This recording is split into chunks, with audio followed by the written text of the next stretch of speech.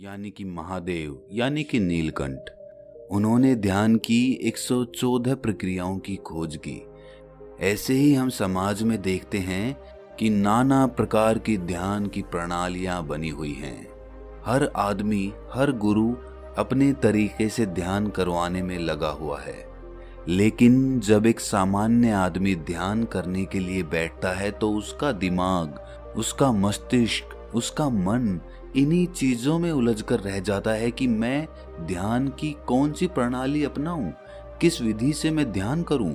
और इसी वजह से जब वो ध्यान करने बैठता है तो उसके मन में नाना प्रकार की ध्यान की प्रणालियां चल रही होती है। वो सोचता है कि मुझे इस विधि से तो कुछ प्राप्त नहीं हो रहा, हो सकता है कि मैं दूसरी विधि का प्रयास करूं तो मैं वहां गहरे ध्यान में उतर जाऊं। और यही विचार उसके ध्यान की सबसे बड़ी रुकावट बन जाती है।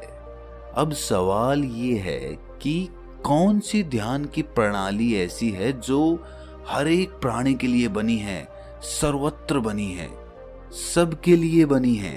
एक ऐसी प्रणाली जिसमें कोई भी आदमी, किसी भी प्रकार का मस्तिष्क और मन आसानी से ध्यान में प्रवेश कर जाए। क्या सचमुच कोई ऐसी तकनीक या ऐसा तरीका है जिसके द्वारा हमें नाना प्रकार के ध्यान सीखने की आवश्यकता ही ना पड़े और वो एक प्रणाली, एकमात्र ध्यान की प्रक्रिया सभी ध्यान जो परिणाम 114 ध्यान की प्रक्रियाएं खत्म करने के बाद प्राप्त होता, वो एकमात्र एक ही प्रक्रिया से हासिल हो जाए? तो सोचिए आपकी ध्यान की यात्रा कितनी सुगम हो जाएगी। आज की जो बोध कहानी मैं आपको सुनाने वाला हूं, उसमें आपको ध्यान की एक ऐसी प्रक्रिया पता चलेगी जो बहुत ही सरल है और जो सबके लिए समान रूप से लाभकारी है। इससे पहले कि आप इस कहानी में खो जाएं, इस चैनल को सब्सक्राइब जरूर कर लें। तो चलिए कहानी शुरू करते हैं। बात उस समय की है जब भगवान बुद्ध ने आत्मज्ञान प्राप्त हो चुका था और उसके बाद उन्होंने अपने सारे शिष्यों को अलग अलग दिशाओं में भेजकर आम लोगों के बीच ध्यान की प्रक्रियाएं समझाने के लिए उन्हें जनसाधारण के बीच भेज दिया।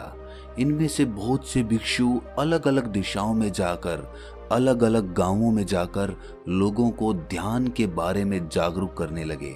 वो कुछ दिन उस गांव में ठहरते, उस गांव के लोगों को ध्यान की प्रक्रियाओं के बारे में समझाते और कुछ दिन उन्हें ध्यान करवाने के बाद वो अगले गांव में चले जाते।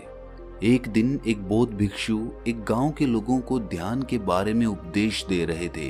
ध्यान किस प्रकार किया जाता है, ध्यान की गहराइयां क्या है और ध्यान एक आम इंसान के लिए क्यों जरूरी है, इसके बारे में पूरा व्याख्यान हो रहा था। तभी व्याख्यान के बीच में एक 20 साल का लड़का खड़ा होकर उनसे पूछता है कि हे भंते, मुझे लगता है कि ध्यान सिर्फ बुजुर्ग लोगों के लिए बना है। जो मेरी उम्र के लोग हैं, जो युवा हैं, जिन्हें जीवन में अभी कुछ हासिल करना है, उन्हें ध्यान करने से क्या प्राप्त होगा?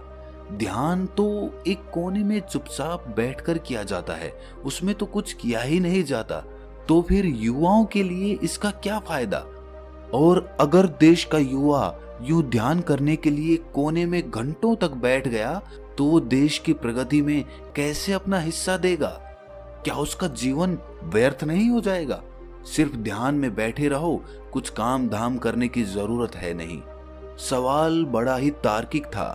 आप लोगों के मन में भी ऐसा सवाल क्या है? बात सही है कि अगर आज आप अपनी युवावस्था में ध्यान की प्रक्रियाओं में जुड़ जाते हैं, ध्यान करने लग जाते हैं, घंटों ध्यान में बैठे रहते हैं, तो घर की व्यवस्था कैसे चलेगी?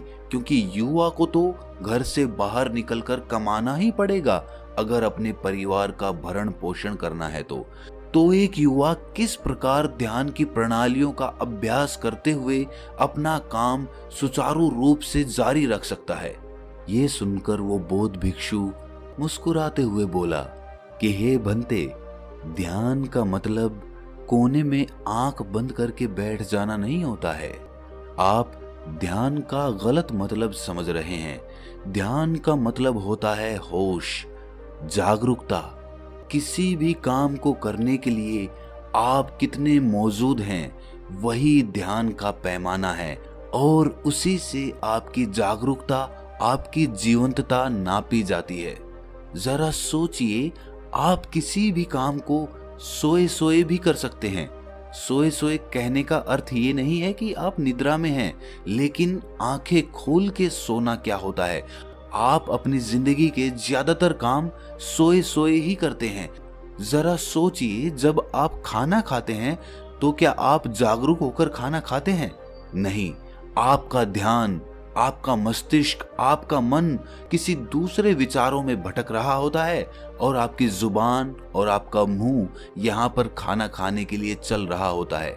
ये उसी भांति होता है जिस प्रकार किसी यंत्र में चाबी भर दी गई हो और वो यंत्र अपना काम करते रहे। उसके लिए उसे कुछ सोचने की जरूरत नहीं है, उसके लिए उसे वहां पर मौजूद होने की जरूरत नहीं है, क्योंकि उसमें चाबी भरी जा चुकी है। और इसी प्रकार हम अपने जीवन के अधिकतर काम करते हैं। हम जागरूक होकर नहीं करते, हम एक यंत्र की भांति सोए सोए सारा काम करते रहते हैं।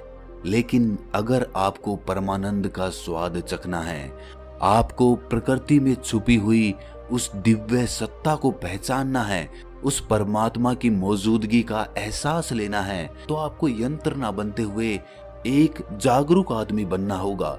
जागरूक होकर अपना काम करना होगा, क्योंकि आप जब जागेंगे तभी तो आप अपनी खुली आंखों से उस दिव्य सत्ता को पहचान पाएंगे। कुछ लोग ध्यान को अपना फर्ज समझकर करते हैं।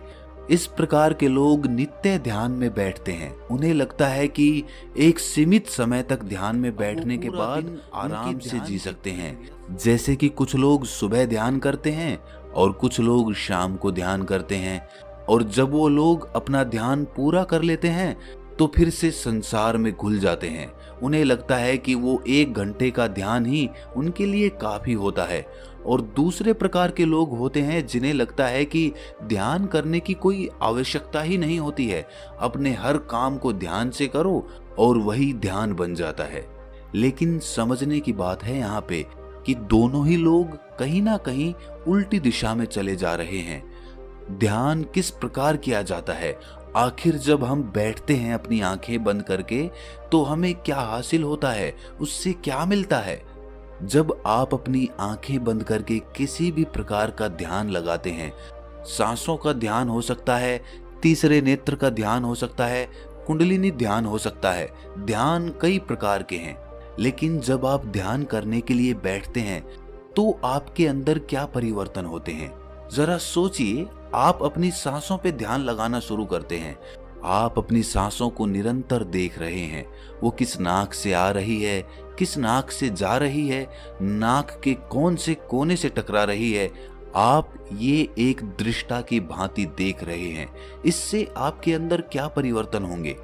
सबसे बड़ा परिवर्तन जो होगा वो ये कि आप जागरूक बनेंगे, आप संवेदनशील बनेंगे। जरा सोचिए कि आपकी सांसें वर्तमान में चल रही हैं, और जब आप अपना ध्यान सांसों पर लगाना चालू करते हैं तो आप कहीं ना कहीं वर्तमान में आ जाते हैं। और जब आप बारीकी से एक दृष्टा की भांति अपनी सांसों को देखते हैं तो कहीं ना कहीं आपकी जागरूकता, आपका होश, चीजों को देखने का आपका नजरिया, आपकी दृष्टि और भी बारीक बन जाती है। आप और भी ज्यादा जागरूक हो जाते हैं और भी ज्यादा होश में आने लगते हैं। लेकिन वो ध्यान या वो होश तभी कारगर साबित होगा जब आप दिन में कोई भी काम करते वक्त अपनी वो जागरूकता, वो होश जो आपने 1 घंटे प्राप्त करके हासिल किया है उसे बरकरार रख पाएं, हर काम को होश में जागरूक होकर कर पाएं। तभी वो 1 घंटे ध्यान करने का परिणाम आपको हासिल होगा।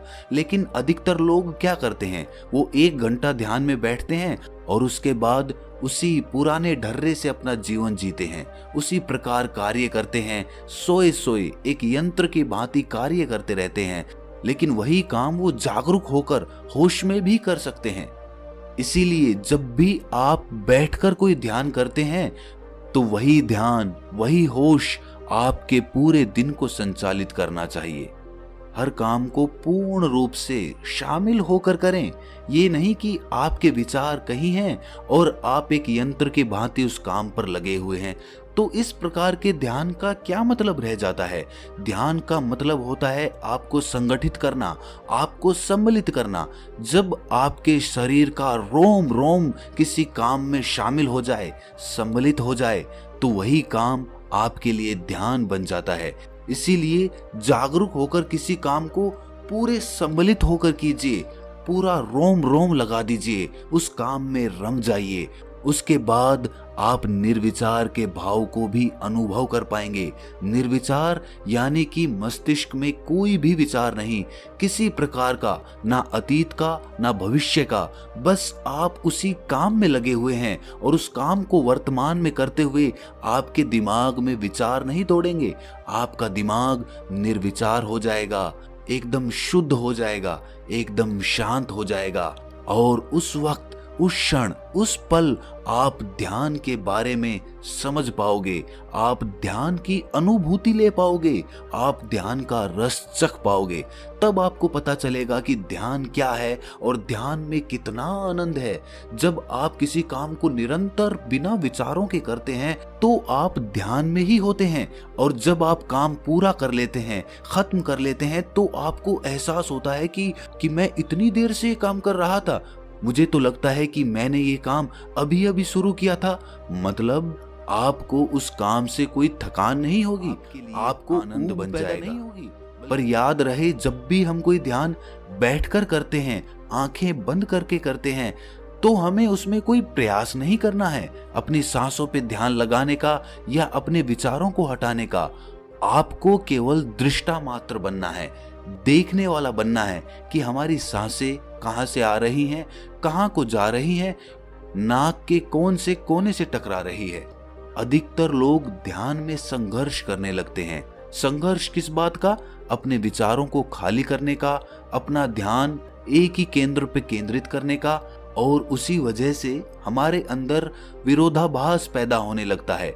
हमारा मन कहीं जा रहा है, लेकिन हम उसे खींचकर वापस उसी जगह पर लाना चाहते हैं, जिसकी वजह से एक खिंचाव, एक तनाव पैदा होता है मन में, जो हमें ध्यान में जाने से रोकता है। इसीलिए हमें दृष्टा मात्र बनना है, साक्षी मात्र बनना है हर उस चीज का जो हमारे आसपास, हमारे अंदर घटित हो रही है। एक सूत्र जो आपको ध्यान में और भी गहरे लेकर जाएगा, वो आपको बता रहा हूं। जब आप सांस अपने अंदर लेते हैं तो अनुभव कीजिए, महसूस कीजिए कि आप हर प्राणी मात्र का, पूरे संसार का दुख अपने अंदर ले रहे हैं, अपने अंदर समाहित कर रहे हैं। और जब आप अपनी सांसें बाहर छोड़ते हैं तो अनुभव कीजिए, महसूस कीजिए कि आप अपने अंदर की सारी खुशी, सारा आनंद इस संसार को दे रहे हैं, इस संसार पर बिखेर रहे हैं। इससे क्या होगा कि आपके मन के अंदर, आपके हृदय के अंदर एक करुणा का उदय होगा, और करुणामय हृदय ही परमात्मा के सबसे करीब होता है। अगर आपके मन में करुणा का उदय हो जाता है हर प्राणी मात्र के प्रति, तो आप परमात्मा के सबसे करीब होते हैं। फिर आप इस प्रकृति में छुपी हुई उस दिव्य सत्ता को देख पाएंगे, उसको पहचान पाएंगे, उसको अनुभव कर पाएंगे। आपका रोम रोम ये मानने पर मजबूर हो जाएगा कि हाँ, प्रकृति में ही परमात्मा बसता है, हर प्राणी मात्र में परमात्मा बसता है। आप अपनी सहूलियत के हिसाब से किसी भी प्रकार का ध्यान अपना सकते हैं। रोज उसका अभ्यास कीजिए और पूरे दिन में उस ध्यान का असर देखिए। धीरे धीरे आप प्रयास से शुरू करेंगे, लेकिन कुछ समय बाद वो प्रयास खत्म हो जाएगा। आपको अपने साथ जबरदस्ती नहीं करनी पड़ेगी, जबरदस्ती ध्यान नहीं करना पड़ेगा। अगर आपको उसमें खुद ही आनंद आने लग गया तो सोचो, आपको कोई चीज जबरदस्ती करनी पड़ेगी? आप फिर खुद ध्यान में बैठेंगे, ध्यान खुद ही आपको अपने पास खींच लेगा। अब आपको कोई जबरदस्ती नहीं करनी, अब ध्यान खुद आपका मार्गदर्शन करेगा। आधुनिक दुनिया ने आज तरह तरह की इजाद कर दी है, और ऐसी ही एक इजाद है संगीत। जब आप ध्यान करते वक्त अपने पास कोई शांत संगीत बजा लेते हैं, आनंद प्रदान करने वाला, तो आपका ध्यान और भी सुगम हो जाता है। उसके बाद आप आसानी से निर्विचार हो सकते हैं और अपने ध्यान की गहराइयों में भी जा सकते हैं। बौद्ध भिक्षु का ये वक्तव्य और ये उपदेश सुनकर उस नौजवान युवक की ध्यान के बारे में सारी भ्रांतियां दूर हो गई। वो नौजवान लड़का तो समझ गया कि ध्यान क्या है, लेकिन क्या आप समझ पाए? कमेंट सेक्शन में जरूर बताना, और मन में अगर कोई भी संदेह हो तो उसे कमेंट्स में जरूर पूछना। तो दोस्तों, कैसी लगी ये कहानी आपको? कमेंट सेक्शन में जरूर बताना। मिलते हैं अगली कहानी में, तब तक के लिए अपना ख्याल रखें।